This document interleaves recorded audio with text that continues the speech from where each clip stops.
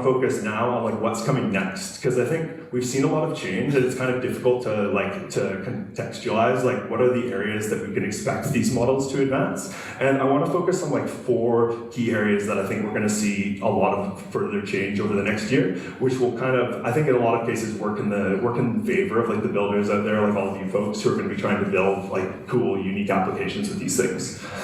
So one of them is textual intelligence. So we've seen kind of like an arms race on intelligence since we came out with GPT-4. And for this, I wanted to focus on this terrible chart, which I made, so apologies that I made it with ChatGPT data. So what I wanted to show here was this is the top 10 ELO rankings for chatbots. And the thing I wanted to highlight here is, first of all, how close all of the top 10 are. Like, we've seen a massive expansion. It's no longer GPT-4 way at the top. It's now everybody a couple percentage points away from each other.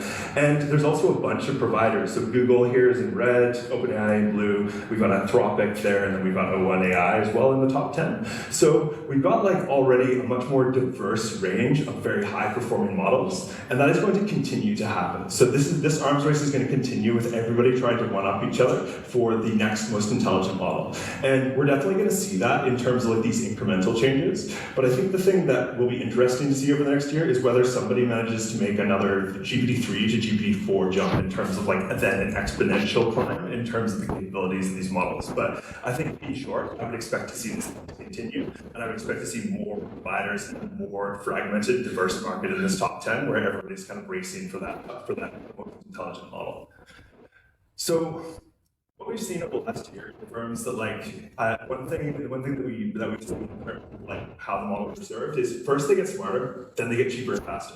Then they get smarter, then they get cheaper and faster. And regardless of the modality or which company is serving them or whatever, that has been a fairly constant thing. And I expect that to continue. So just to contextualize that, this is like a chart of the decreasing costs of these 3 offerings from OpenAI over the last year. So you can see that embeddings have decreased, like they're like basically free. It's like 99 point whatever decreasing cost. We've also seen 3.5 class models decrease massively in cost, and then we've seen folks like Anthropic with Haiku and like lots of big competitors also offering like very capable low-cost offerings. And even GPT-4 has actually decreased in cost. I think this is actually an outdated chart. I think it's actually decreased even more with the latest offering. So I think that is like what I think. The way those 2 things add up is we've got smarter models, but then we can also serve them for cheaper, which means that use cases that are out of bounds because of cost or latency keep getting more easy to serve. Like even with 4.0 coming out with like twice as fast GPT-4, we saw a lot of use cases that were painfully slow for users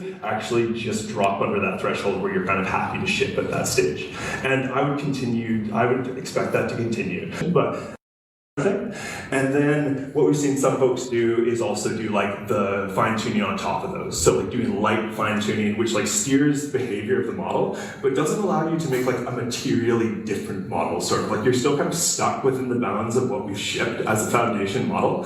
And the amount of fine-tuning that you can do is like fairly limited unless you take like an open source model and then do like, you know, your full pipeline of fine-tuning. But then you require quite a few like specialized skills. So I think what I'm expecting to see over the next few months is actually more people getting the capability and more libraries, more startups emerging in this space, which is like taking the base model and then actually being able to like post-train it, so do like reinforcement learning, do more sophisticated post-training techniques to actually steer the model in a way that like really makes it an expert in a particular domain, or really makes it like function much differently from the models that are already in the market. And I think that will bring with itself a lot of like safety concerns, but it will also bring with it like a lot of really cool use cases where like you can make like an agricultural expert or a legal expert or whatever it might be. And I think right now those are out of bounds because of the skills, because of the amount of compute that you need. But I think we're starting to see more companies emerge with these like in this post-training space that are able to like steer the model much more effectively to do the use cases that people want to do. Cool. So the last one is increasing modalities. So I would expect to see this on like kind of 2 fronts. And the first one is just more modalities. So we have like the input modality on the left and the output modality on the left. By modality, I mean like, you know, text, image, audio, basically one of the senses. So right now, you have this kind of frustrating experience where you usually have just an input-output model. So like I can put in text and I get out text, or I put in text and I get an image. And if you want to do like multiple hops in modality, modality, you have to stitch these models together and end up with this kind of fragmented user experience where you're kind of like, you're trying to balance all these different multiple hops in modality. You have to stitch these models together and end up with this kind of fragmented user experience where you're kind of like, you're trying to balance all these different models here that are all doing different things, in TTS, all this kind of thing. But I think what is more exciting is actually seeing all those under one roof. So if I use like GPT-4o and Gemini 1.5 Pro as examples, the fact that you can like put in image and audio and get text out, or I can combine these modalities in one API call, means that I guess going back to that, like the way the meta changes and something gets cheaper and faster, this is making stuff a lot faster because we're having to make one call where previously we had to make 4 calls. And I think this is where, again, like a whole new raft of user experiences that depend on low latency interaction with modalities changing then become accessible with this change. So this is where I'm like really excited with we're going to see more modalities, but are we eventually going to see a model where I can like talk into it and then it produces a video versus what I talked, and actually the modality stops being a barrier. I just accept that I can interact with this API in the way I want. I can get out what I want. And I think that is something that I expect to see continue over the next couple of months. Like we saw with the 4o demos, that was audio, image, and text and video in, and then text and audio out. Imagine, fast forward another 3 to 6 months, are we going to see even more in that space? So more modalities, and then more modalities under one roof are the two things that I would expect to see.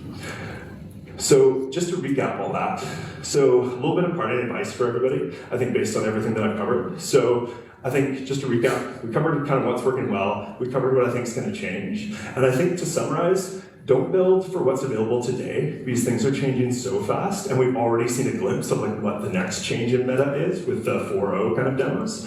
Build for the capabilities that are coming because they're changing so fast that probably by the time you ship something, the meta has moved again.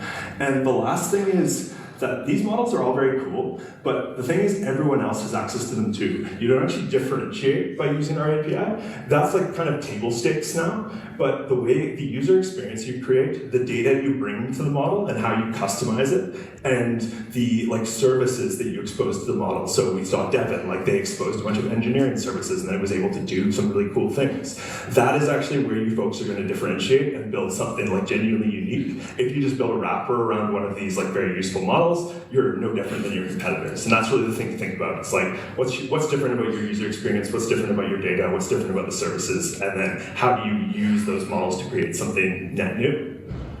Cool. Thank you so much, everybody. It's been an absolute pleasure, and enjoy the summit.